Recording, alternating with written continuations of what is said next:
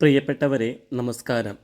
ശ്രീനാരായണ ഗുരു open യൂണിവേഴ്സിറ്റിയുടെ first semester MA മലയാളത്തിൻ്റെ വിവർത്തന പരിചയം ക്ലാസ്സാണ് ഇന്ന് എടുക്കുന്നത്.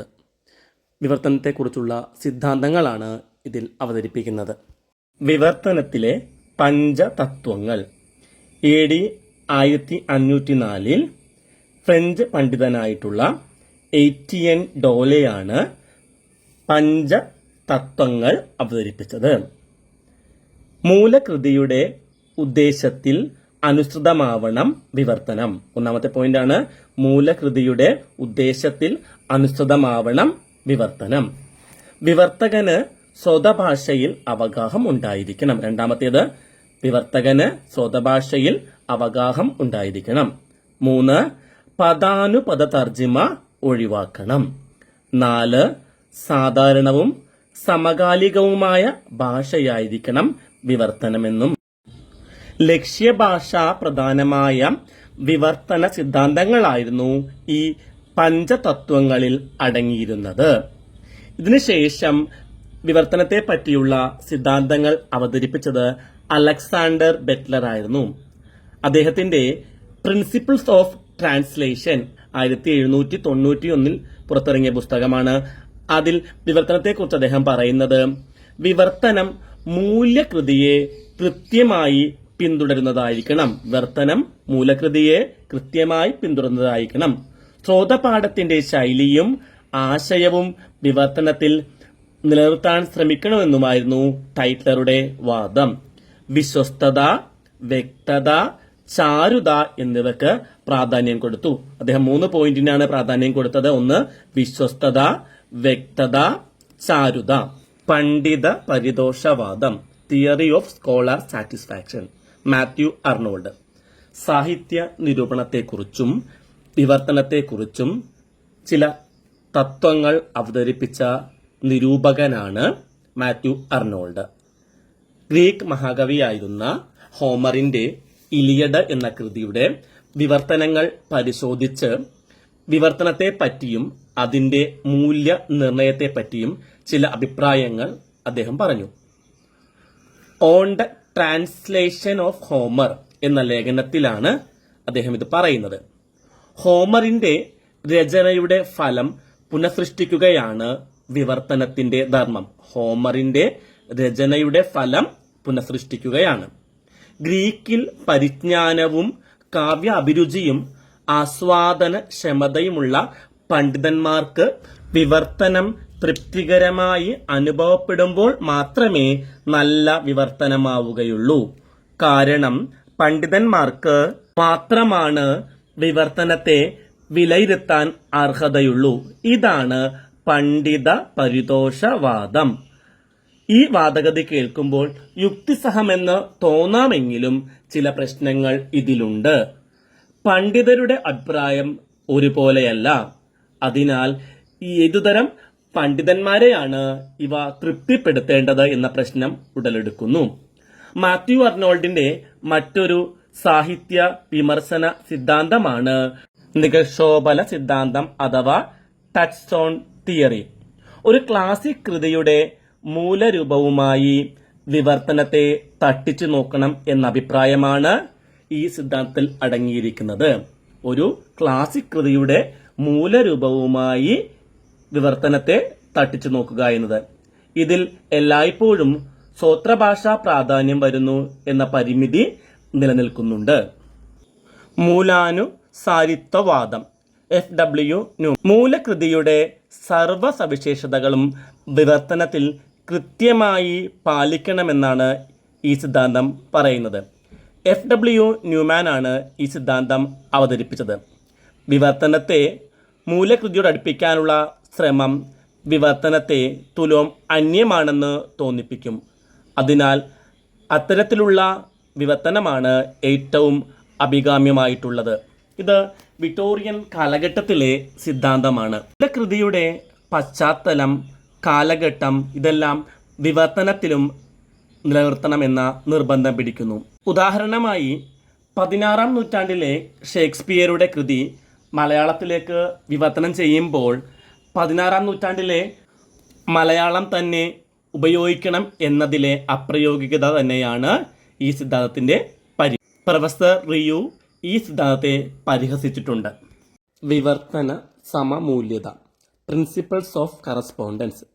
ലോകത്തിലെ രണ്ട് ഭാഷകൾ തമ്മിൽ പൂർണ്ണമായും സമാനതയും കൃത്യതയും ഉണ്ടാകില്ല. വിവർത്തന കാര്യത്തിൽ രണ്ട് ഭാഷകൾ മുന്നിൽ വരുമ്പോൾ പദങ്ങളിലെ തുല്യത ഒരു പ്രശ്നമായിട്ട് വരും. ഇത്തരം സന്ദർഭങ്ങളിൽ വിവർത്തന തുല്യത കണ്ടെത്തേണ്ടി വരും. ഇത്തരം അന്വേഷണമാണ് വിവർത്തന സമമൂല്യതയുടെ അടിസ്ഥാനം. വിവർത്തന സമൂല്യത കണ്ടെത്തുകയാണ് വിവർത്തനത്തിന്റെ പ്രധാന ലക്ഷ്യം. വിവർത്തനത്തിലെ സമമൂല്യത കണ്ടെത്തുക എന്നതാണ് വിവർത്തനത്തിന്റെ പ്രധാന ലക്ഷ്യം. ഒരു ശ്രോത പഠനത്തിന്റെ വിവർത്തന സമൂല്യത എന്നാൽ അതിന് തുല്യമായ ലക്ഷ്യപാഠം സൃഷ്ടിക്കുക എന്നതാണ്. ഇത് കണ്ടെത്താൻ ഒരു ദ്വിഭാഷിയുടെയോ നല്ല വിവർത്തകന്റെയോ സഹായം വേണ്ടിവരും. വിവർത്തന സമമൂല്യത കണ്ടെത്താൻ ആദേശ പരീക്ഷണമാണ് ഉപയോഗിക്കുന്നത്. വിവർത്തന സമമൂല്യത കണ്ടുപിടിക്കാൻ വേണ്ടി ഉപയോഗിക്കുന്നതാണ് ആദേശ പരീക്ഷണം. മൂലപാഠത്തിന്റെ പദത്തിനോ പദസമൂഹത്തിനോ പകരമായി തത്തുല്യമായ ലക്ഷ്യപാഠം പകരം വെക്കലാണ് ആദേശ പരീക്ഷണം. ഒന്നുകൂടി പറയാം. മൂലപാഠത്തിന്റെ പദത്തിനോ പദസമൂഹത്തിനോ പകരമായി തത്തുല്യമായ ലക്ഷ്യഭാഷാപാഠം പകരം വെക്കലാണ് ആദേശ പരീക്ഷണം. ശ്രോതപാഠവും ലക്ഷ്യപാഠവും തമ്മിലുള്ള തുലനം ഏതു വിധത്തിലായിരിക്കണം എന്നതിനെ സംബന്ധിച്ച് അടിസ്ഥാനപരമായി വ്യത്യസ്തമായ രണ്ട് തരം വീക്ഷണങ്ങൾ ഉണ്ട്. അതിനെ രൂപതുല്യതാവാദം എന്നും ചലനാത്മക തുല്യത എന്നും പറയുന്നു. ശ്രോതപാഠവും ലക്ഷ്യപാഠവും തമ്മിലുള്ള തുലനത്തിലുള്ള വ്യത്യാസമനുസരിച്ച് രണ്ട് രീതിയിൽ വിവർത്തനം നടത്താം.